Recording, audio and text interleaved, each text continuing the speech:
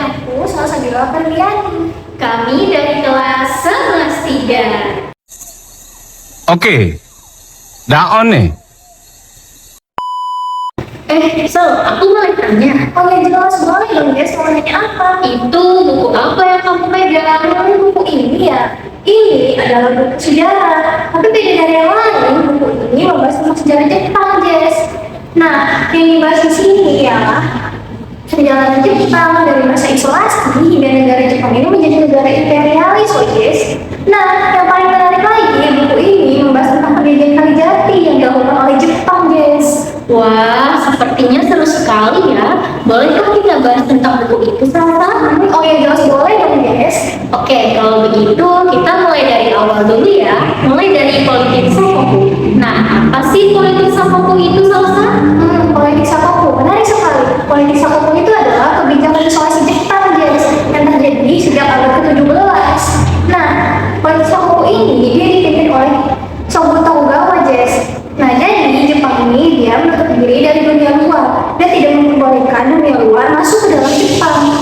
Nah, mereka saja hanya bergantung kepada Belanda, Cina, dan juga Korea, Jess. Kalau menurutmu, mengapa mereka melakukan isolasi itu, Jess? Supaya negara tetap stabil dan tak terpengaruh oleh budaya asing, terutama dari barat. Waktu itu mereka takut penjajahan seperti yang dialami oleh negara lain. Tapi dampaknya gimana nih Sal buat negara Jepang sendiri? Wah, dampaknya kalau dilihat dan dibaca dari buku ini, Jepang ini dia jadi ketinggalan industri, teknologi, dan juga militer, Jess, dibanding negara-negara seperti Eropa yang telah berkembang pesat, Jess. Tetapi negara Jepang dia merasa bersyukur karena rakyatnya damai karena tidak terlibat oleh politik dunia luar, Jess, alias dunia asing. Nah, kalau menurutmu gimana nih tanggapan tentang politik Sakoku ini dari negara luar? Banyak negara barat yang nggak suka karena mereka butuh pasar dagang. Akhirnya Amerika datang dengan armadanya di tahun 1853. Mereka memaksa Jepang buka diri lewat perjanjian Kanagawa tahun 1854. Lalu apa yang terjadi nih Sal setelah itu? Wah, yang terjadi setelah itu ya Jepang berpikir dan merasa mereka harus berubah, Jess, dan mereka melakukan gerakan yang dinamakan Restorasi Meiji, Jess. Nah, apa itu restorasi Meiji, Salsa?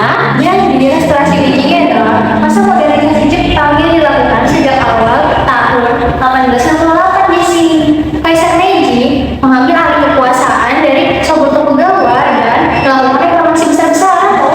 Kalau menurutmu reformasi apa saja nih yang dilakukan oleh Kaisar Meiji? Banyak. Jepang membangun industri, memperkuat militer, dan mengubah sistem pendidikan. Mereka juga mengadopsi teknologi dari barat. Nah, Jepang belajar dari negara mana aja nih, Sal? Wah, pertanyaan yang bagus sekali sih. Nah, jadi Jepang belajar dari negara Inggris, negara Jerman, dan juga negara Amerika. Kalau dari negara Inggris, dia belajar tentang industri dan juga perkereta apian. Kalau dari negara Jerman, dia belajar tentang militer dan juga hukum. Kalau dari negara Amerika, dia belajar tentang pendidikan loh. Wah, keren sekali ya. Oh iya, jelas keren sekali. Nah, dan yang paling kerennya lagi, samurai diganti oleh wajib militer loh. Kalau menurutmu, dari bidang pemerintahan, apa saja yang diubah, Jessy?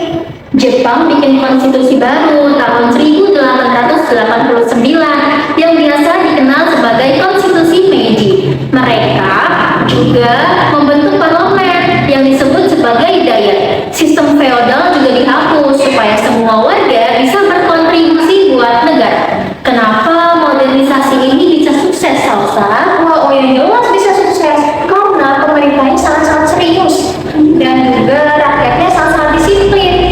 Nah, setelah itu mereka melakukan ekspansi. Setelah melakukan ekspansi, menurutmu kapan masa imperialis Jepang terjadi? Jepang mulai ekspansi dengan perang lawan Cina di Perang Tiongkok-Jepang tahun 1894 sampai 1895. Mereka menang dan dapat Taiwan sebagai wilayah jajahan pertama. Setelah itu, mereka perang lagi lawan Rusia di Perang Rusia-Jepang tahun 1904 sampai 1905. Hasilnya gimana nih, Sal?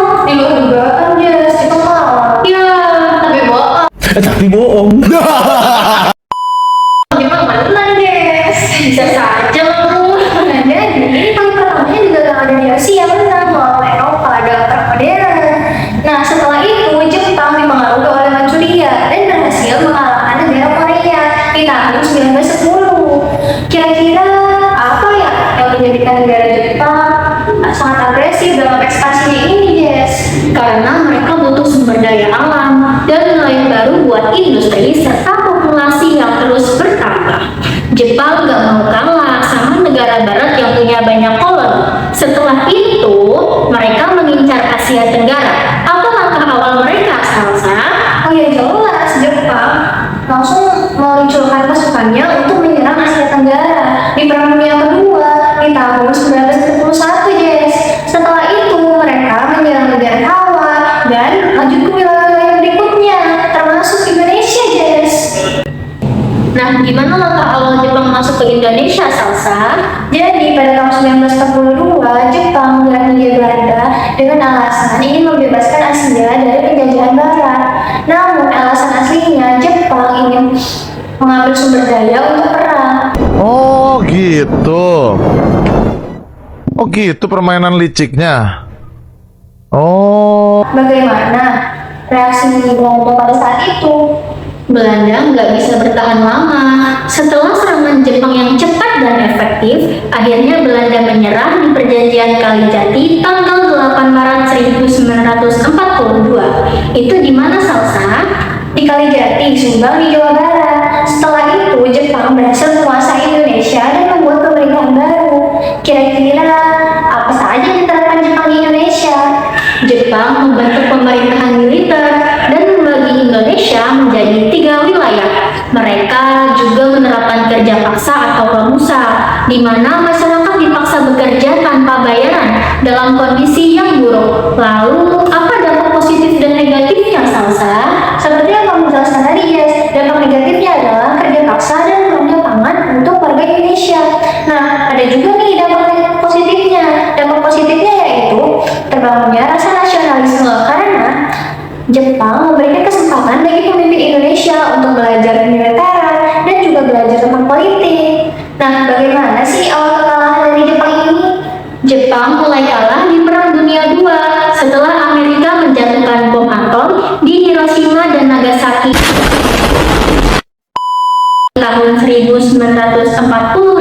Setelah itu, Jepang menyerahkan Kashana ke sekutu.